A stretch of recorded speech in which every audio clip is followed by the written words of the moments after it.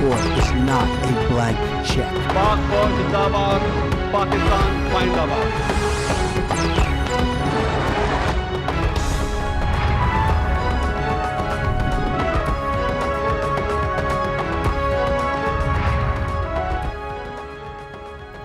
जी अस्सलाम वालेकुम।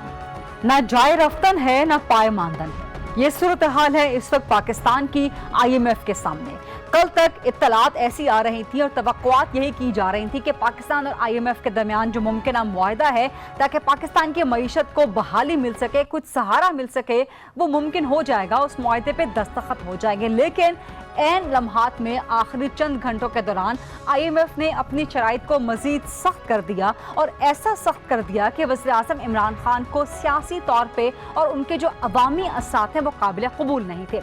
यहीं पर डेडलॉक पैदा हुआ पाकिस्तान टीम और IMF की टीम के दरमियान। लेकिन ये मुज़ाकरात आज भी और कल भी चलते रहेंगे इस वक्त तक जबकि हम ये प्रोग्राम आप तक पहुंचा रहे हैं। IMF और पाकिस्तान के दरमियान किसी मुआहदे पे दस्तखत नहीं हुए, लेकिन मुआहदे पे बातचीत जारी है और तवक्को की जा रही है कि कल या फिर सोमवार तक कोई ना कोई एलामिया इस सिलसिले में सामने आ जाएगा।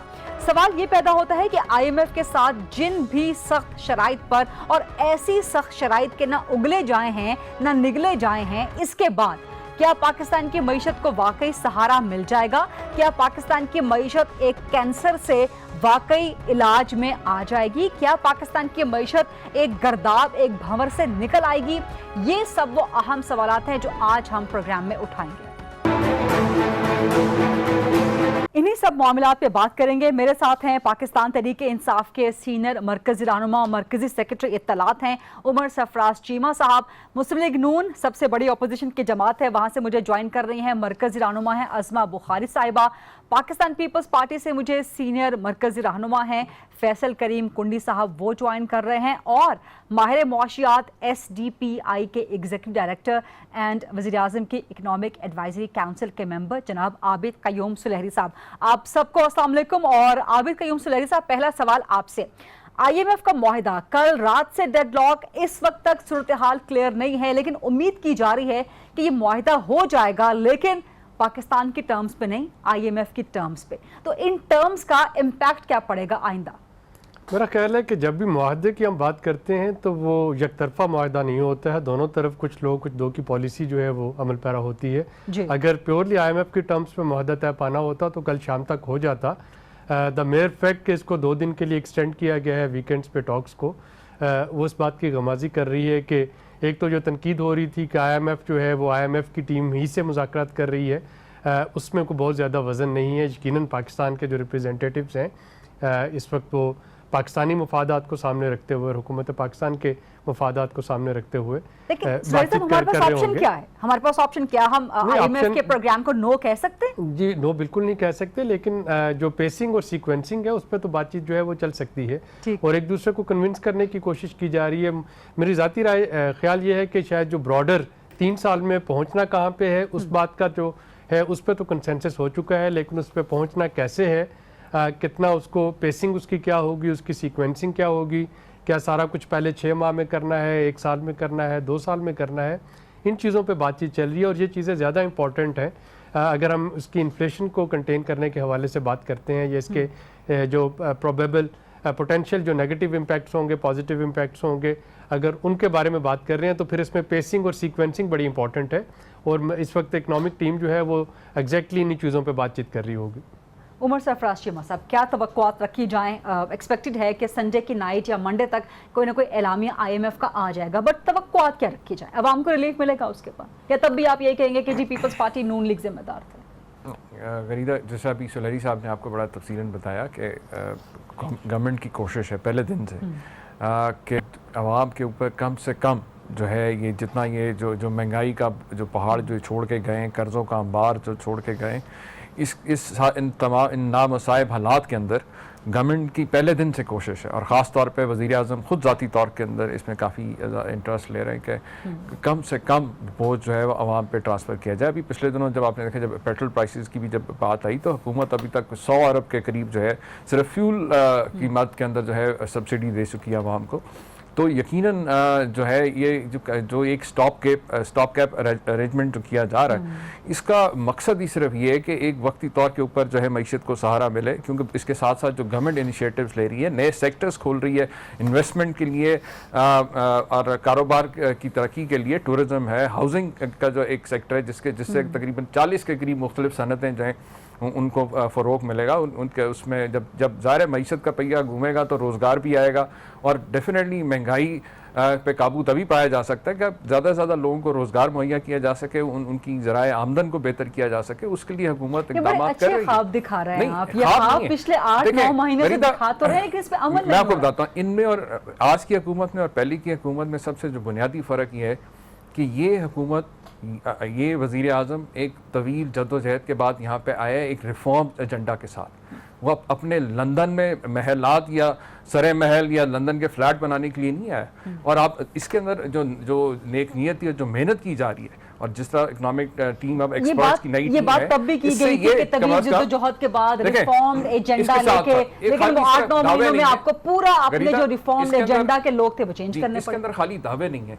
अगर आप पिछले 3-4 महीनों के अंदर देखें, अब हर रोज टीवी टॉक शोज में भी आप सुनते होंगे कि आपका करंट डेफिसिट जो ये लोग तकरीबन 23 अरब डॉलर तक जब ये छोड़ के गए थे, उसके बाद अब जो इसी तरह 36 बिलियन डॉलर के ये जो है ट्रेड डेफिसिट छोड़ के गए, उसके अंदर जो कमी आई है पिछले 3-4 महीनों के अंदर, उससे जो इंडिकेटर्स हैं वो ये जाहिर करते हैं कि हम एक कह उम्मीद कर सकते हैं बेहतरी के लिए और यकीन के साथ, क्योंकि ये कम अज़ कम इसके अंदर कोशिश जब आपकी ये हो रही है, गवर्नमेंट का एजेंडा ही ये है कि जितने लीकेजेस हैं उनको बंद किया जाए और जितने आपके नॉन डेवलपमेंटल या कह लें कि जो अखराजात के अंदर भी कमी की जाए, और साथ साथ जो इदारे तबाह हाल थे उनको जो है कोई जो है कह लें कि उसको मुनाफा बख्श बनाने के लिए रीस्ट्रक्चरिंग की जा रही है, उनकी कैपेसिटी बिल्डिंग करने के लिए इकदाम किए जा रहे हैं डिफरेंट लेवल के ऊपर। इवन जो आईनी तौर के ऊपर जो अमेंडमेंट की ज़रूरत है, रिफॉर्म्स की ज़रूरत है, उसके ऊपर भी काम हो रहा है। ठीक है, अस्मा बुखारी साहिबा, आपने उमर सरफराज चीमा की बात सुन ली। बुनियादी तौर पे वो वही बात कर रहे हैं कि जो लीकेजेस आप लोगों की गवर्नमेंट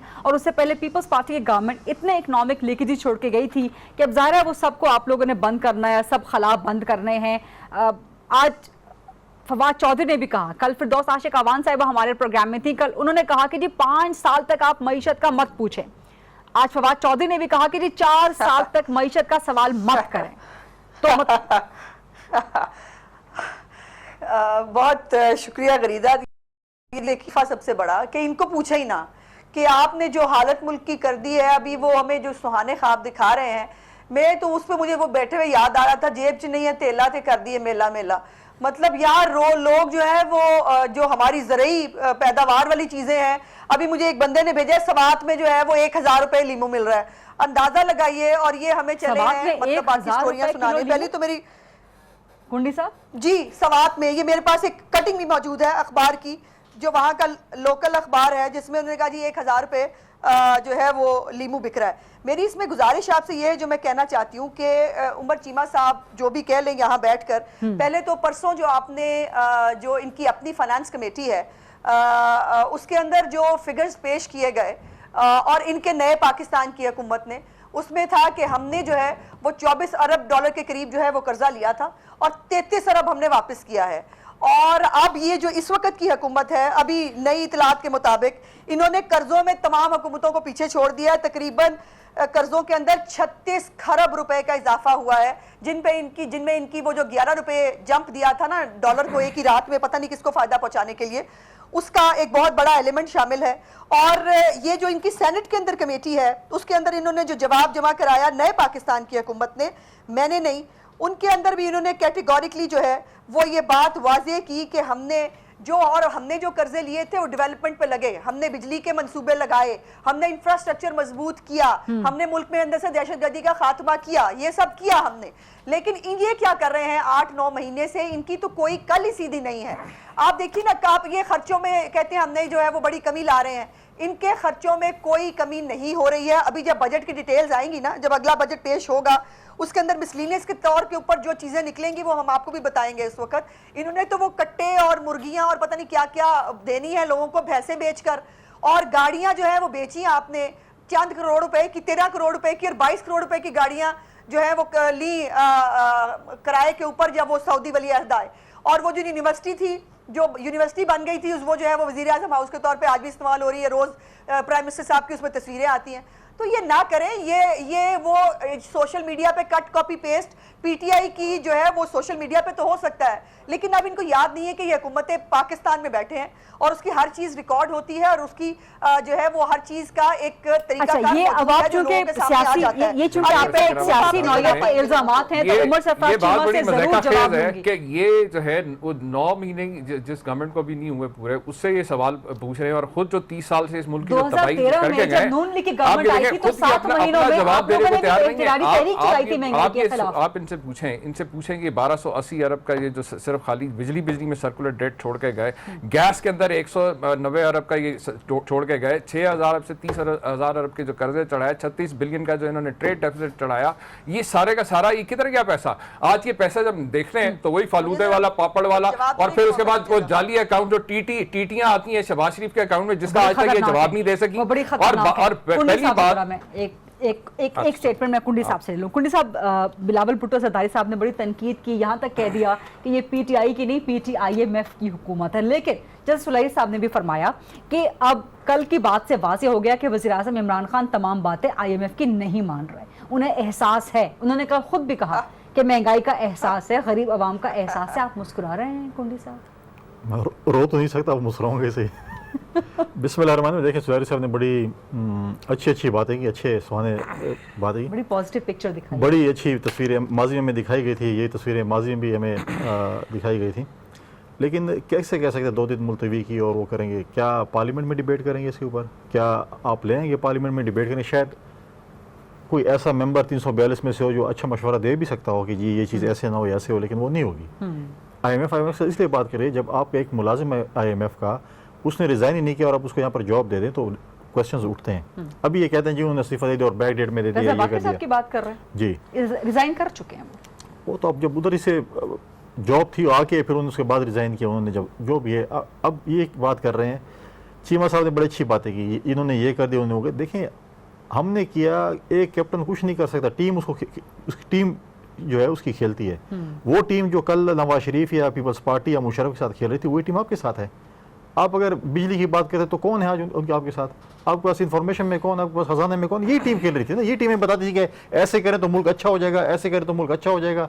हम अब लीडर का फर्क है, ठीक है ना? अब लीडर का फर्क अब देख लेते हैं। अब पहले कहते हैं कि जी हमारे कप्तान को ये नहीं, देखिए कप्तान को अगर ये पता नहीं कि ये बॉलिंग पिच है कि बैटिंग पिच है, तो ये कप्तान की नहली है ना। पहले जो इनके थे असद उमर साहब, जो इनकी बैकबोन थे, ये तो अब वो पंजाब में होता है कि जी आपने IGP को SHO बना दिया। अब कहते हैं स्टैंडिंग कमेटी का चेयरमैन जो है ना, वो सबसे मजबूत होता है और सब उसके जवाब दे होते हैं, क्योंकि मिनिस्टर भी उसके जवाब दे। फिर आप सब मिनिस्टरों को फारिग करते हैं, उनको स्टैंडिंग कमेटी का चेयरमैन बना दें। अब ये आप मतलब है, असद उमर साहब ने तो वेंटिलेटर से अपनी मईशत को निकाल लिया, लेकिन खुद वेंटिलेटर में चले गए। अब वो उन पर कह रहे हैं कि जी खुदारा। देखिए, माजी में इल्ज़ामात अपोजिशन में लगाना बहुत आसान बात है। बिलावल साहब ने अगर उस दिन स्पीच की, आप कह रहे हैं अपोजिशन करना आसान होता है, वज़ीर-ए-आज़म कहते हैं हुकूमत करना आसान होता है, अपोजिशन बहुत मुश्किल होती है। आप लोगों से अभी अपोजिशन नहीं हो रही है, थोड़ा सब्र करें ना। अपोजिशन तो कर ही नहीं ना। देखिए, आपको किसने कहा? बिलावल साहब ने उस दिन क्वेश्चंस किए मईशत के मुतालिक, वज़ीर-ए-आज़म साहब ने जवाब नहीं दिए। वज़ीर-ए-आज़म साहब थे ही नहीं ना, मईशत के सिर्फ MOS बैठे थे, जवाब दे देते ना। अगर आपने मुराद सईद के लेवल पे आके बातचीत करनी है तो हम उस लेवल पे भी आ सकते हैं, उस लेवल पे भी बातचीत कर सकते हैं। फिर तो पार्लियामेंट नहीं चलेगी और उन लोगों का ख्वाब फिर पूरा होगा। लेकिन वो चीज़ें बताएं कि जब वो कह रहे थे कि 45 रुपये पेट्रोल कीमत है और ये सारे पैसे जो पहले माजी में बिलावल जाते थे या सपोज जाती उम्र जाते थे, ये गलत है। आज किधर वो पैसे किधर जाते हैं? आज बता दें, वो लंदन जाते हैं या बंदीगाला जाते हैं। करप्शन तो नहीं हो रहा। अच्छा, अभी मोबाइल पे आपको बताता हूं, मोबाइल पे कहते थे 100 रुपए, मोबाइल पे कहते हैं 100 रुपए के जो 25 रुपए कटते हैं वो या बिलावल हाउस जाते हैं। अब बताएं कि लंदन जा रहे हैं कि बंदीगाला जा रहे हैं। अब हमें तो ऐसे सलाई मशीन दे दें जिससे 3 फ्लैट अमरीका में निकले।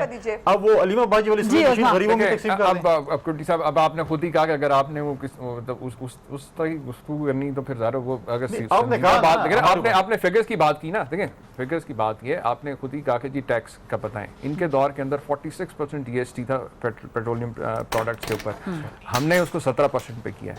यानी कि ये गवर्नमेंट जो है ये मैक्सिमम कोशिश कर रही है कि आवाम को रिलीफ दे, आवाम की खाल नहीं उतार रहे। देखें क्यों गलत वाली क्या बात की फिगर्स हैं, और इनकी बात आप कर रही हैं। ये जो 2 दिन पहले जो है एक सजा याफ्ता शख्स को जो करप्शन और चोरी में जिसको सजा हो, ये अदालतों ने सजा दी है। ये एक तरफ कहते हैं कि हम अदालतों का एहतराम करते हैं, दूसरी तरफ अदालत के सजा याफ्ता शख्स को जिस तरह से इन्होंने हीरो बना के कोट लखपत जेल छोड़ा है, उसके बाद तो मैं नहीं समझता कि इनकी किसी बात में भी कोई वजन रह गया कि जो लोग एक अदालत के सजा याफ्ता शख्स को अपना हीरो माने। ये बात तो काफी लगती है। देखिए यही मुझे अगर आप अपनी पुराने प्रोग्राम की रिकॉर्डिंग निकालें, वैसे तो अज़मा बीबी खुद यहाँ पे बैठ के खुद नवाज शरीफ और ये बाकी पूरे खानदान के बारे में जो कुछ खुद फरमाती रही है वो दोबारा दोहराने की जरूरत नहीं है, क्योंकि ये वो सारी बातें आपके सामने 22 साल गरीदा हम कहते रहे कि ये फ्लैट इनके, आपको याद है हमने 97 से हमने सबसे पहला प्रोटेस्ट किया लंदन फ्लैट्स के सामने, ये कहते रहे नहीं हमारे तो फ्लैट ही नहीं। अब जब मान गए तो उसके बाद अब आपके सामने अब जब इनसे सवाल किया जाता है कि ये जो टीटी आ रहे हैं जो 26 मिलियन डॉलर जो शहबाज शरीफ और उनके पूरे टब्बर के अकाउंट में है, इसका जवाब दें, क्योंकि आपने तो कोई डिक्लेयर नहीं किया कि बाहर आपका कोई ऐसा जवाब ले लें। उसका ये जवाब नहीं देते, बेमकसद बेबुनियाद। देखें ऑपोजिशन, आपने कहा ना ऑपोजिशन कर रहे हैं, ये ऑपोजिशन नहीं कर रहे, ऑपोजिशन हमने की थी। हम अवाम के वोट के हक के लिए हम 126 दिन हमने सड़क के ऊपर धरना दिया। हमने अपनी जात के लिए ये 9 महीने से क्या कर रहे हैं, अपने करप्ट लीडर ये बात तो दुरुस्त है कि आप लोग हुकूमत को बहुत ढील दे रहे हैं, हुकूमत आपको ढील या डील दे या ना दे, लेकिन आप लोग बहुत ढील दे रहे हैं। उस तरह की ऑपोजिशन नहीं कर रहे जैसे एग्रेसिव इमरान खान ऑपोजिशन में हुआ करते थे। देखिए एक तो ये फेयर नहीं है, मेरा ख्याल है बारी बारी हम सबको मौका मिलना चाहिए, डिस्ट्रीब्यूशन ऑफ टाइम फेयर नहीं है। 3 दफा उमर साहब जो है वो गुफ्तगू फरमा चुके हैं और पता नहीं मेरे नाम से मुकम्मल टाइम दूंगी, आप बिल्कुल बेशर्म रहिए, आप बेशक बोलिए। अब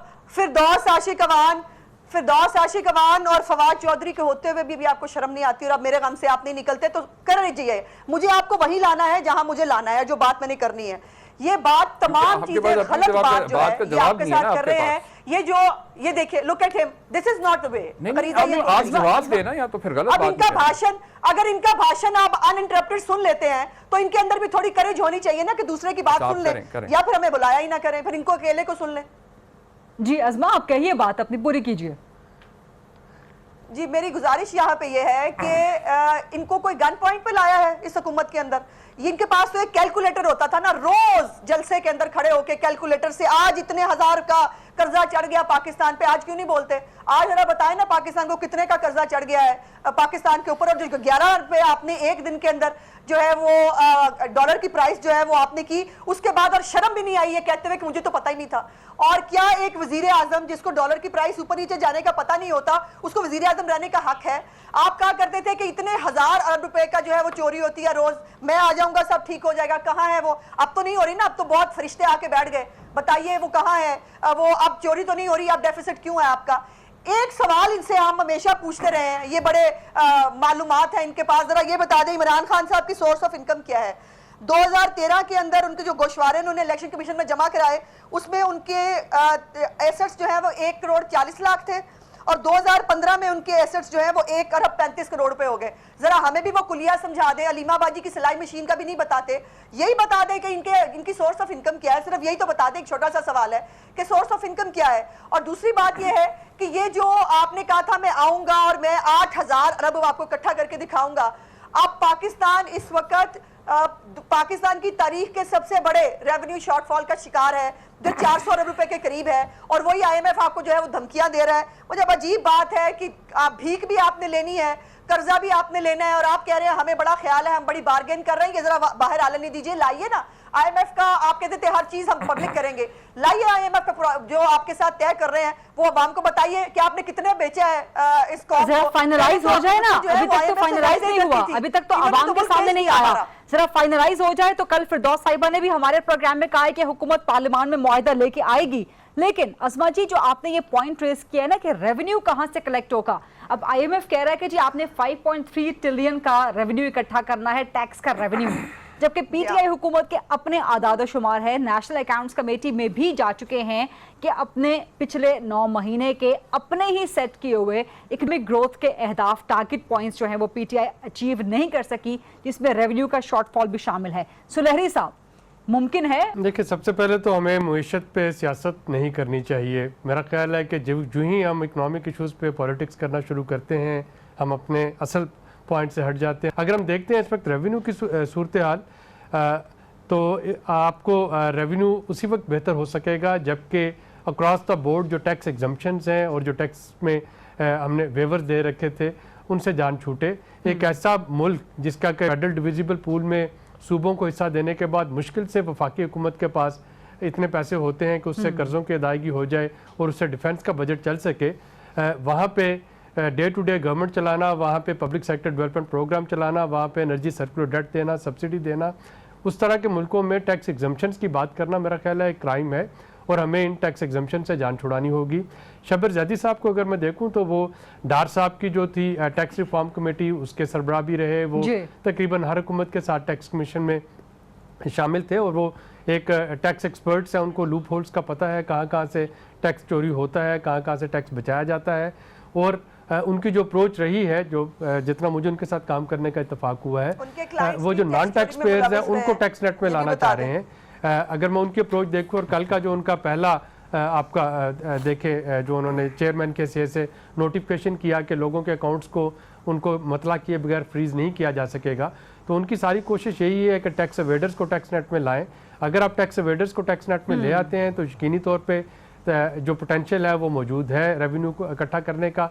अगर वो लोग बाहर रहेंगे, सिर्फ जो एग्जिस्टिंग टैक्स पेयर्स हैं उन्हीं पे बोझ लादा जाएगा, तो फिर ये मुश्किल हो जाएगा। तो इस वक्त हमें टैक्स अवेडर्स को टैक्स नेट में लाना है और उसके लिए तमाम सियासी जमातों को तावन करना होगा। लेकिन सुलरी साहब, यही तो सबसे मुश्किल है कि टैक्स एवेडर्स को आप टैक्स नेट में किस तरह से लेके आएंगे। इस पे तफसील से एक छोटी सी ब्रेक के बाद बात करते हैं। Let's take a very short break. जी, welcome back after the break. Faisal Karim Kundi sahab, Abid सुलरी साहब ने ब्रेक पर जाने से पहले जो बात की कि मईशत पे सियासत नहीं करनी चाहिए। जब सियासत होती है तो फिर मुआशी मसाइल पीछे रह जाते हैं और सियासत आगे बढ़ जाती है। तो क्या इस वक्त पॉसिबल नहीं है या इस वक्त बेहतर नहीं है कि सियासत को एक साइड पर रख के, जिस चार्टर ऑफ इकोनॉमी की आप भी बात करते रहे, नून लीग भी बात करती रही, वो अब आप पीटीआई को अपनी सपोर्ट दे दें और इनके साथ मिलकर मईशत को कामयाब करें ताकि आवाम को रिलीफ मिल सके? देखिए, ड्राइविंग सीट पे तो हुकूमत बैठी है ना। अगर हुकूमत इस चीज़ में इंटरेस्टेड है तो वो पोजीशन से बात करे। हुकूमत तो इंटरेस्टेड ही नहीं है। अगर आप पार्लियामेंट का देखें, जिस तरीके से रवैया हुकूमत का रहता है, आप देखें तो वो तो सीरियस इस चीज़ में है नहीं। क्या हुकूमत ने पोजीशन से कहा है, कोई रिक्वेस्ट की है कि आप हमें सपोर्ट करें? जिस चीज़ पे, अच्छी चीज़ पे उन्होंने रिक्वेस्ट की, हमने हमेशा सपोर्ट किया। अगर आप रिसेंटली अगर आप देखें, जो मंडे को ये फाटा का बिल पास हो रहा है, उन्होंने कहा है माजी में जो इश्यूज़ भी आए, चाहे वो धरने का इशू था, वो लद्दाख वालों का इशू था, चाहे वो इंडिया का इशू था, हर इशू पे पीपल्स पार्टी ने हुकूमत को कहा है कि हम अगर ऐसी चीज़ होंगी हम आपको सपोर्ट करेंगे। पॉलिटिक्स करने की और जगह। लेकिन अगर आप कहें कि नहीं, हुकूमत का रवैया यही होगा और आप उनको ऐसे ही सपोर्ट करें, तो नहीं। देखिए, मैं सिर्फ लेकिन इस असेंबली सेशन में जिस तरह प्लैक कार्ड्स लेके अपोजिशन कौमी असेंबली में आ गई थी और जिस तरह एहतजाज शुरू कर दिया गया था, मतलब अपोजिशन का भी तो किरदार फिर यहाँ पे सवाल निशान उठता है। देखिए, कम से कम हमने तो इस असेंबली पे लानते तो नहीं भेजी ना। हमने ये तो नहीं कहा कि यहाँ इस असेंबली में ये गलत लोग बैठे हैं, ये चीज़ तो नहीं है ना। हम कम से कम पार्लियामेंट में मौजूद है ना। हमने तो ये नहीं कहा कि हम धरने में 120 दिन बाहर भी थे, वापस आके अपने इस्तीफे भी ले लिए, तनख्वाहें भी ले ली वापस, टैक्स पेयर के पैसे भी हमने वो कर लिए। देखिए, अब ये चीज़ें जो इन्होंने हमें बताई थी, नए पाकिस्तान बनाने के लिए उन्होंने हमें बताई थी कि अब नए पाकिस्तान में ये चीज़ें होंगी, हम उनको बता रहे हैं कि आपने ये चीज़ें हमें बताई थी, वो तो हमें तो वो टेक्स्ट बुक में वो चैप्टर ही नज़र नहीं आ रही जो आपने हमें बताया था। अब आपने जो है ना आउट ऑफ कोर्स क्वेश्चन दे दिया हमें। अब चीज़ें तो आपने हमें बताया था ना कि हम आएंगे तो हम ये सब कुछ ठीक कर देंगे। खरीदा कि हमारे जितने ये दोस्त अपोजिशन पार्टीज़ को रिप्रेजेंट कर रहे होते हैं ना टीवी पे, इनका बजाय कोई बात कंस्ट्रक्टिव करने की जब इनसे सवाल किया जाए, बड़ा लॉजिकल नैब की जो इन्वेस्टिगेशन आई के साथ $26 मिलियन शहबाज शरीफ है, उनके पूरे ख़ानदान का कोई जवाब नहीं। अच्छा, जो पार्टी जिसको भी 9 महीने उससे सवाल करने, अपने जो 30-40 साल से जो तबाही किया उसका कोई जवाब नहीं। और फिर मैं माजरत के साथ कहूँगा कि अभी भी काफ़ी अरसे से आ रही टीवी पे भी खातून है, लेकिन ठीक है जोशीले अंदाज में ज़रूर बात करें, लेकिन आप सिर्फ जो आपको पीछे से पर्ची पकड़ा दी जाती है मीडिया सेल से, सिर्फ उसी रटे रटाए सबक की बजाय खुद भी कोई तहकीक कर लें। ये जो अभी इन्होंने बोला स्टॉक एक्सचेंज का कि जी 53,000 से जो गिर के ये नीचे आ गई हमारी वजह से, इनके भूल गई कि अप्रैल मई 2018 के अंदर ये 53,000 से 43,000 पे आई है। 10,000 पॉइंट इनके दौर में गिरी है सबसे पहले।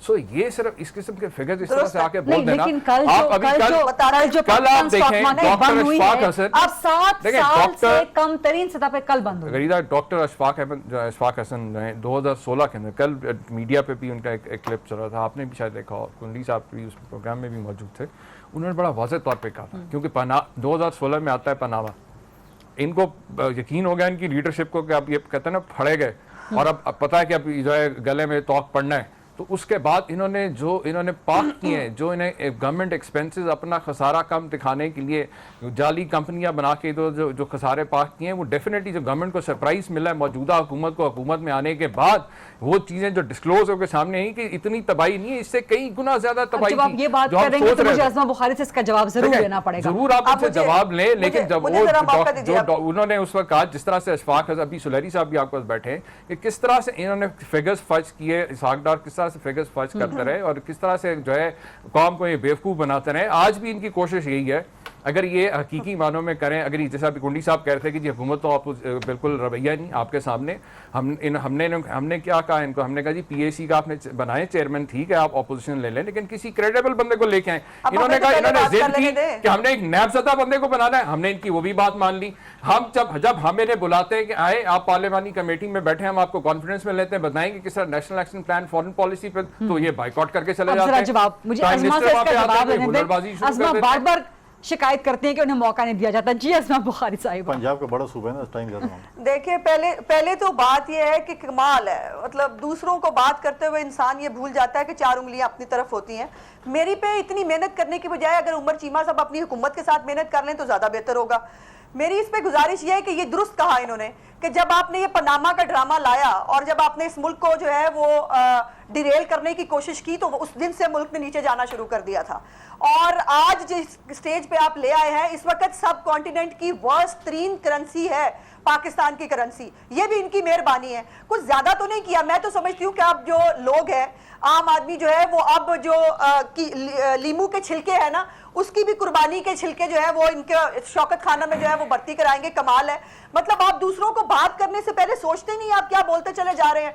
अभी आपने इनके 18 फॉरेन फंडिंग के जो अकाउंट्स हैं, जिनके ऊपर ये 5 जिनके ऊपर ये 5 पहले जो सवाल किया उसका जवाब दें, फिर सवाल के ऊपर 1 मिनट भाई, आपकी बात हो गई थी ना, मुझे भी बात करने दें। हम यहाँ बात करने आए हैं, आपको देखने तो नहीं आए ना। तो मसला है, आप लोग इधर टीवी में बैठ के ये टाइम पूरा करके चले जाते हैं, क्योंकि मकसद तो जवाब तो है नहीं। चले आप तो बहुत रस्तू है ना, आपने आपके रस्तूइज्म ने क्या इस मुल्क का हाल किया वो हमने देख लिया है। आप नहीं सुनना चाहते, आप जा सकते हैं, आपकी मेहरबानी, हम आपको सुनाने के लिए तो यहाँ बैठे नहीं है।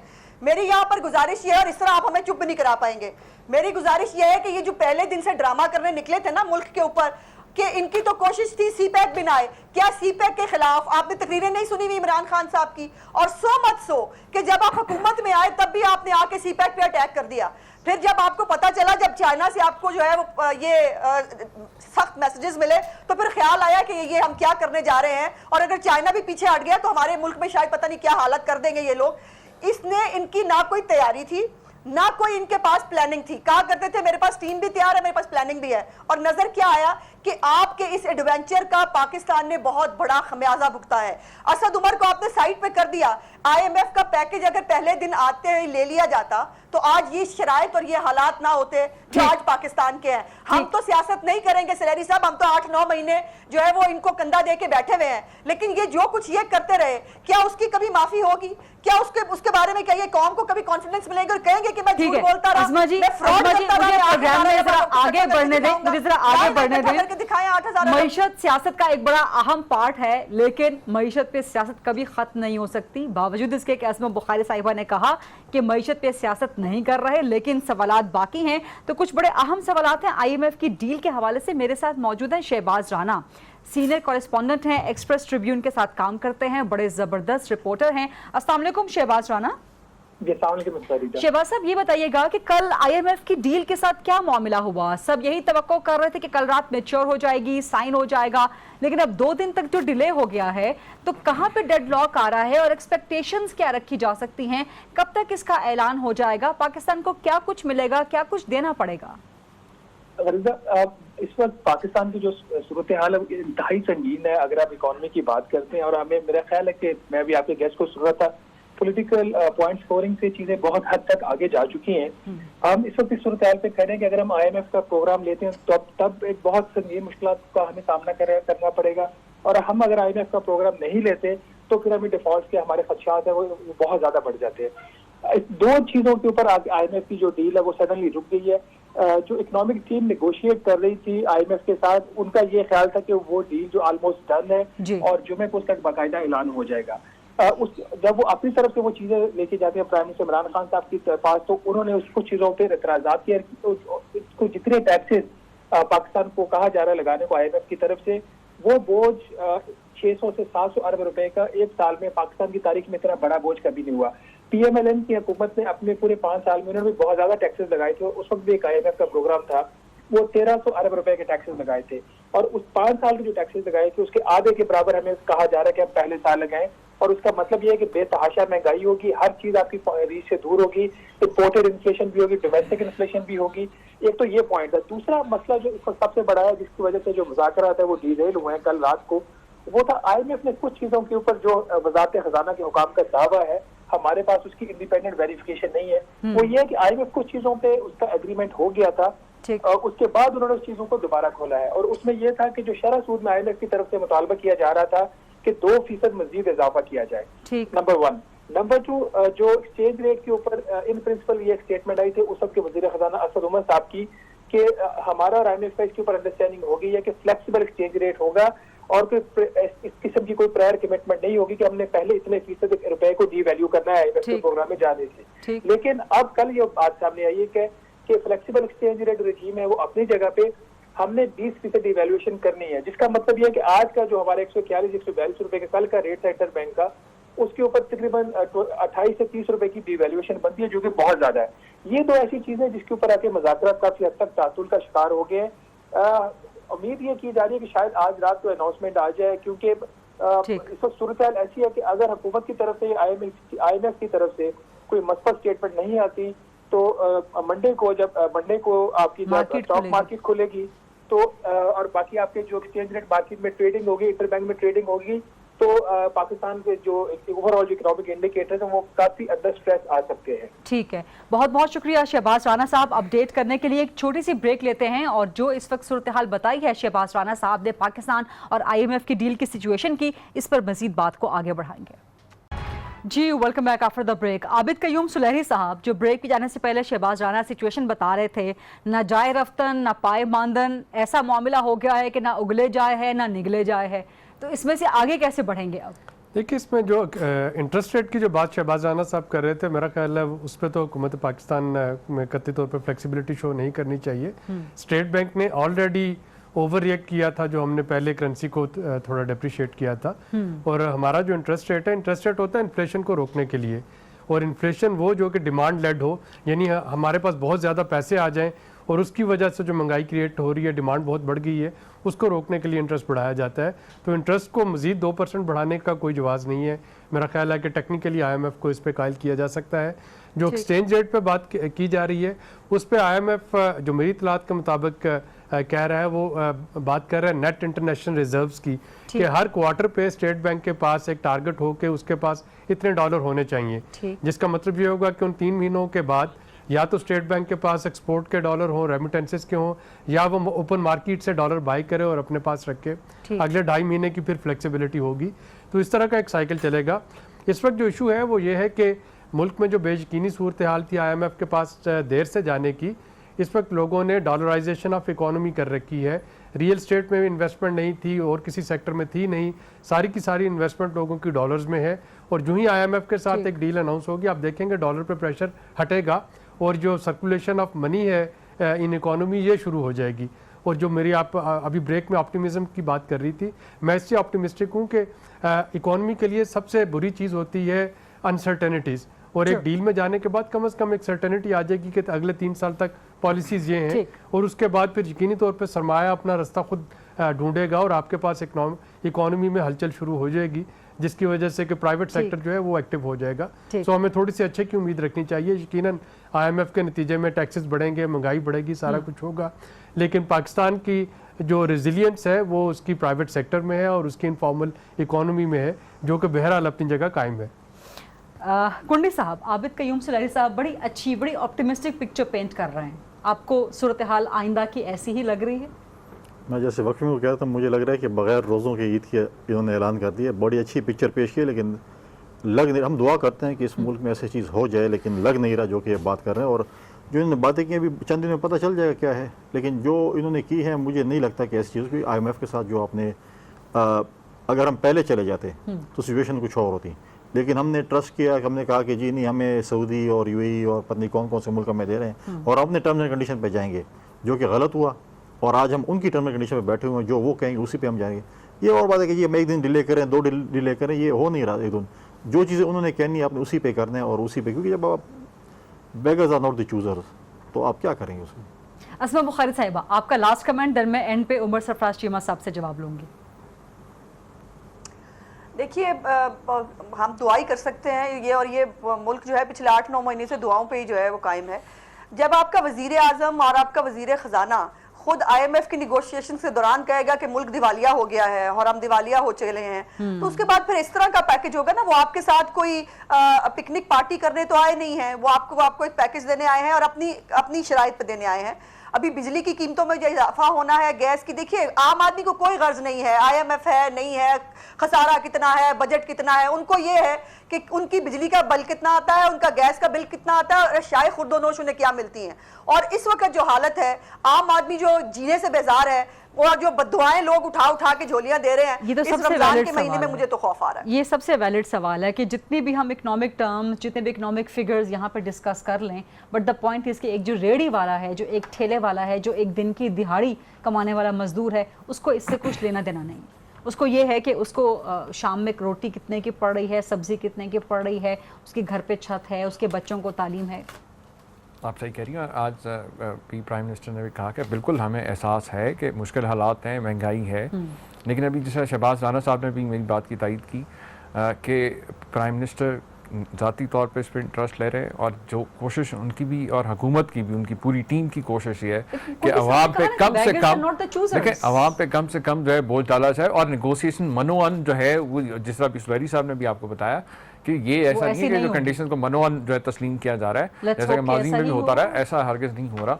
हम कोशिश कर रहे हैं कि जो भी पाकिस्तान के बेस्ट इंटरेस्ट में उसको किया जाए। और इसके साथ साथ खाली ये नहीं है कि हम सिर्फ कर्जे लेके जो है अपनी जेबें भर रहे हैं। हम आप बात मुकम्मल कर लेने देना। इसके साथ साथ मैंने आपसे पहले अर्ज किया, टूरिज्म इंडस्ट्री के अंदर जो है जो इनिशिएटिव लिए जा रहे हैं, हाउसिंग के अंदर है, एहसास प्रोग्राम है, सेहत कार्ड, ताकि जो गरीब और मुतवसत तबके के लोग हैं उनको एक तरह से सब्सिडाइज भी किया जाए और उनके लिए रोज़गार के मौके, उनके लिए कारोबार के मौके पैदा करने के लिए इनिशिएटिव्स गवर्नमेंट ले रही है, ताकि आने वाले दिनों के अंदर जो है आप देखेंगी।